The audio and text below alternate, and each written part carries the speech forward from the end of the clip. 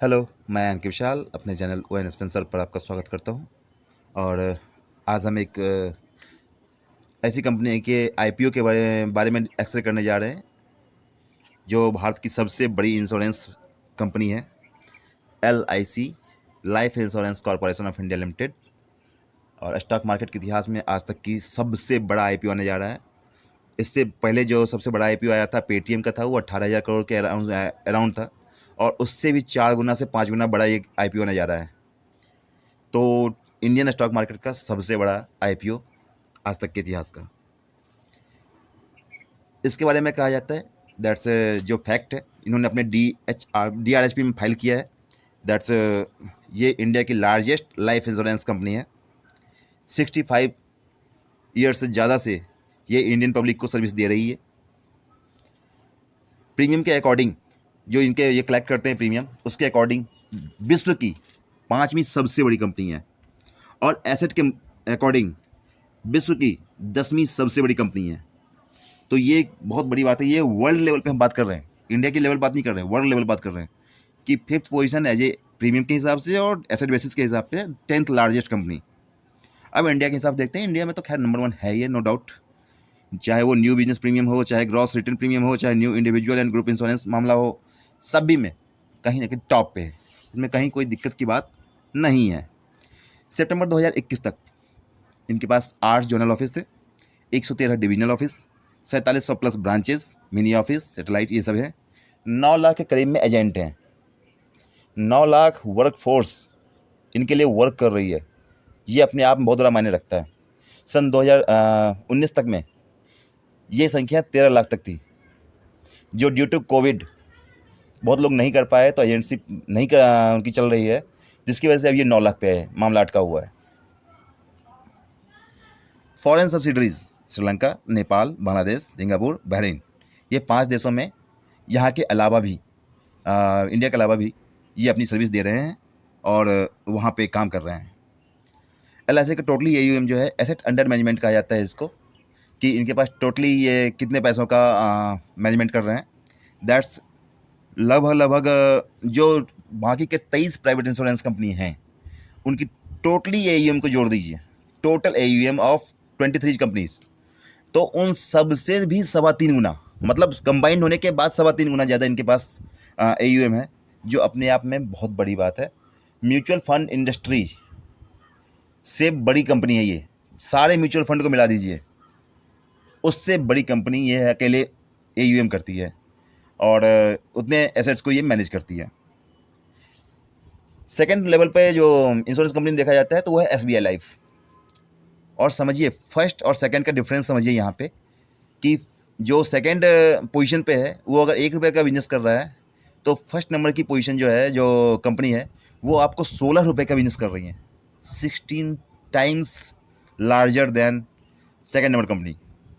तो इससे ज़्यादा गैप आई डोंट थिंक कि किसी भी सेक्टर में है, और किसी भी कंपनी में।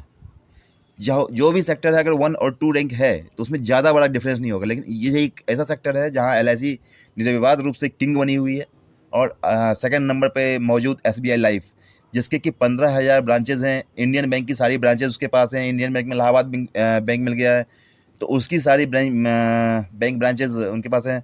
तो उसके बावजूद भी वो सेकंड पोजीशन पे, और उसके बाद भी अगर वो 1 रुपये का बिजनेस कर रही है, तो LIC 16 रुपये का बिजनेस कर रही है। ये उनके एजेंटों की ताकत है, जो 9 लाख एजेंट उनके पास हैं, उसकी ताकत है ये। अब देखते हैं मार्केट शेयर कितना है। 64%, क्योंकि 23 जब कंपनीज आई प्राइवेट इंश्योरेंस कंपनी, तो सीधी सी बात है, उन्होंने मार्केट खींचा, चाहे SBI लाइफ हो, चाहे और भी जितनी कंपनीज हैं, उन सब ने मार्केट शेयर खींचा, और फाइनली जो है 36% हिस्सेदारी 23 प्लेयर मिलके हैं, और ये अकेले 64% टोटली प्रीमियम का इनके पास जाता है। जो न्यू बिजनेस प्रीमियम आता है, उसमें 66% की, मतलब 2/3 हिस्सेदारी है। इंडिविजुअल पॉलिसी जो जनरेट होता है, उसमें 3/4 हिस्सेदारी इनकी है। मतलब जो इंडिविजुअल पॉलिसी ली जाती है टोटली, उसमें से 4 में से 3 इनके थ्रू ही ली जाती है, LIC के थ्रू ली जाती है। ग्रुप पॉलिसी जितनी ली जाती है, उसमें से 81% की हिस्सेदारी, आप समझिए 5 अगर ग्रुप पॉलिसी ली जा रही है, तो उसमें 4 LIC के थ्रू ही होती है। टोटली एजेंट जितने हैं 23 कंपनी मिला के 45% और ये अकेले company 55%।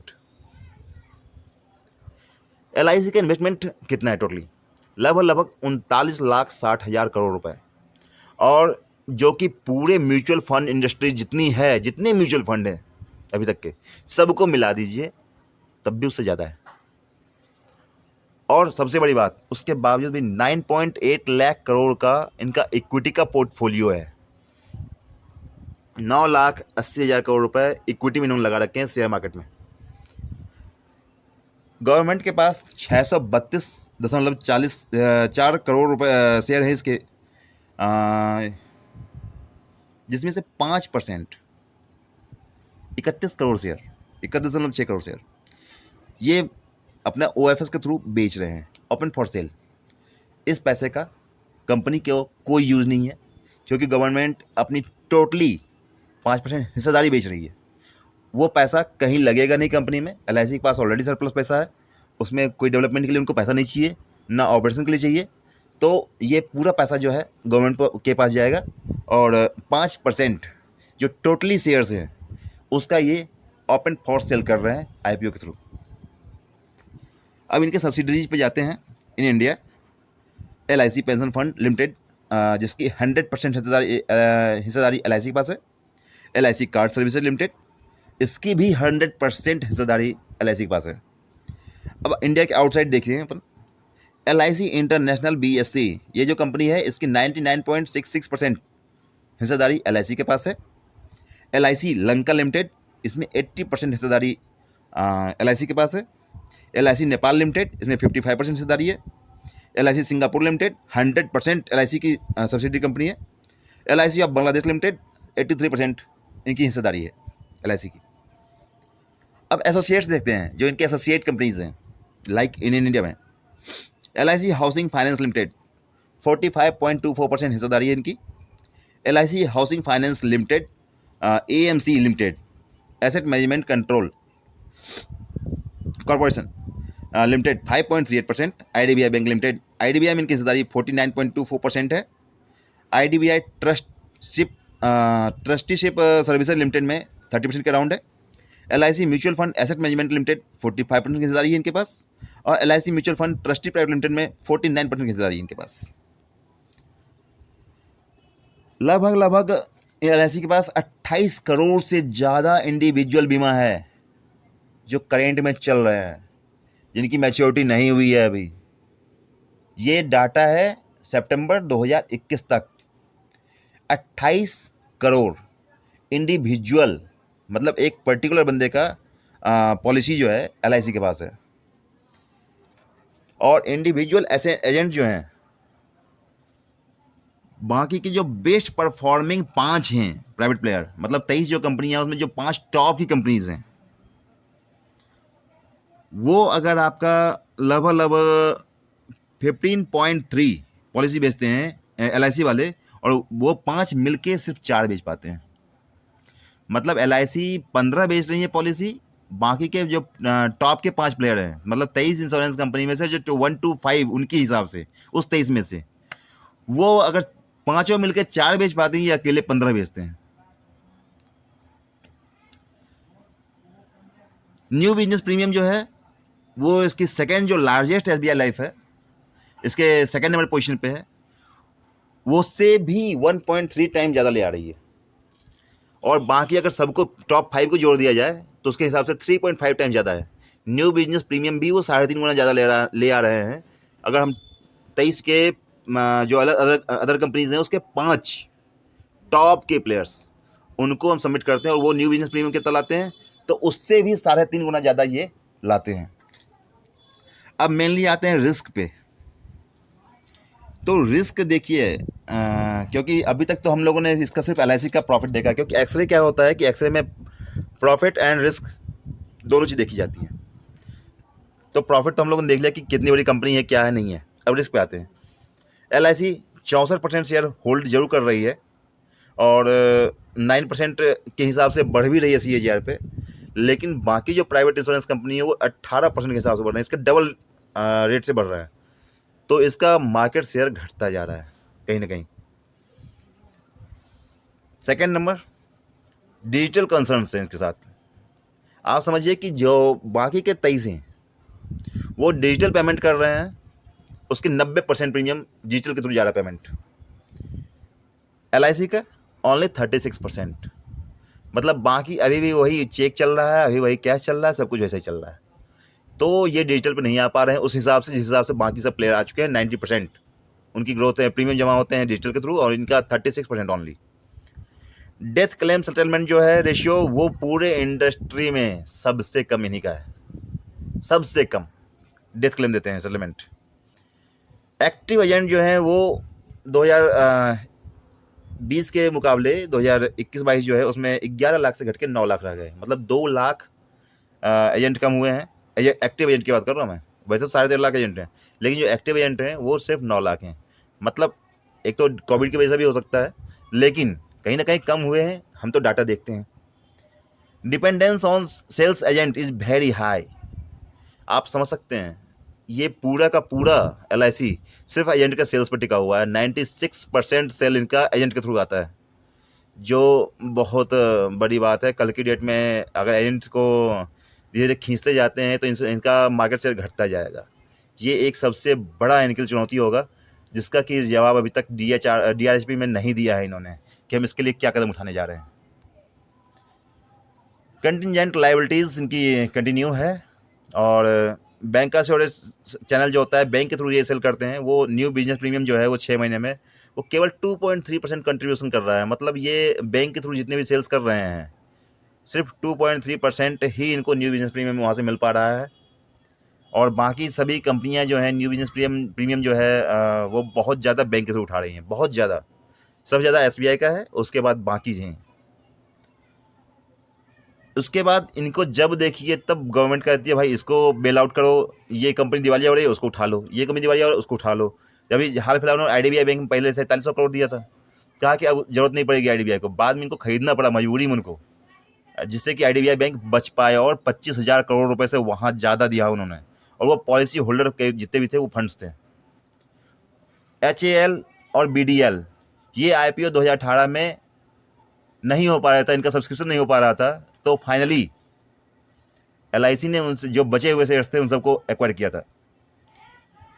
23 private insurance company competition है। ये बहुत बड़ी बात है कि 23 लोग मिलकर एक बंदे को घेरे हुए हैं। LIC का VNB मार्जिन जो है ना वो 9.9% है, जबकि बाकी सबका 20 to 25% है। VNB मार्जिन क्या होता है? That's potential profitability. क्या होती है कि एक सिंगल ईयर में, एक साल में बिजनेस पे आपको कितना % प्रॉफिट मिल रहा है। इनका है 10% के अराउंड, जो कि पहले 12% हुआ करता था। और दूसरी कंपनी जो है प्राइवेट इंश्योरेंस कंपनी है, वो 20 से 25 रुपये कमा रही है 100 रुपये पे, और ये सिर्फ 10 रुपये कमा रही है। तो आपके पास जो फंड है उस पर अगर आप सिर्फ 10 रुपये कमा पा रहे हो, और दूसरी इंश्योरेंस कंपनियां हैं जो 20 से 25 रुपये कमा रही है उसी 100 रुपये पे, इसका सबसे बड़ा रीज़न ये है कि इनके पास एक वास्ट बहुत बड़ा AUM है, जिसकी वजह से क्योंकि 1 लाख रुपए या 10 लाख रुपए या 1 करोड़ या 5 करोड़, इस पे तो 20% कमाना ईजी है। लेकिन अगर आपके पास 2 लाख करोड़ रुपए है तो उस पर 20% कमाना बहुत मुश्किल है। ये मैं मानता हूँ, लेकिन अगर आपको कम्पीट करना है किसी से तो आपको कहीं ना कहीं उससे बढ़ के देना पड़ेगा। यहाँ पे ये कमज़ोर हो रहे हैं। इंडस्ट्री साइज क्या है इनकी? इंडिया की 10 लाइफ इंश्योरेंस प्रीमियम के आधार पे 10th लार्जेस्ट मार्केट पूरे इंडिया है। पूरे विश्व में 10वां सबसे बड़ा मार्केट इंडिया है इंश्योरेंस प्रीमियम जो जमा होता है उसके आधार पे, और एशिया में इसका रैंक 5th है ओनली। उसके बाद जो देखा जाए तो इसका साइज क्या है, ticket size, that's insurance company का 6.2 ट्रिलियन रुपीज़, जिसमें कि अकेले 4 ट्रिलियन LIC के पास है। मतलब वहाँ भी इन्होंने अब लगभग 68% कब्जा कर रखा है।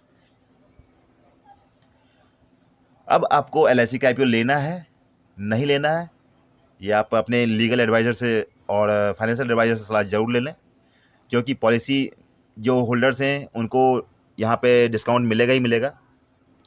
सब कुछ डन है, लेकिन हम ये सलाह नहीं देते हैं कि आपको लेना है कि नहीं लेना है। हम ये सलाह देते हैं आपको कि हम सिर्फ एक कंपनी का एक्सरे करते हैं कि वो कंपनी कैसी है, उसके हम पॉजिटिव पॉइंट्स, नेगेटिव पॉइंट्स हम सब रख देते हैं आगे। बाकी विवेक आपके ऊपर है, और अगर आपको LIC का IPO लेना है तो अपने फाइनेंशियल एडवाइज़र से सलाह लीजिए। हमारे एक और जो अगर हमसे पूछा जाता है तो हम अपने लिए पर्सनली मैं अपना एक डिस्क्लोज कर देता हूँ कि मैं खुद इसके लिए अप्लाई करूँगा, और इसको कम से कम मैं 10 से 15 साल के लिए अपने पोर्टफोलियो में रखूँगा। आपको हमारा वीडियो कैसा लगा हमें कमेंट बॉक्स में ज़रूर बताएं। हमारे वीडियो को लाइक करें, शेयर करें, सब्सक्राइब करें। धन्यवाद। जय हिंद, जय भारत।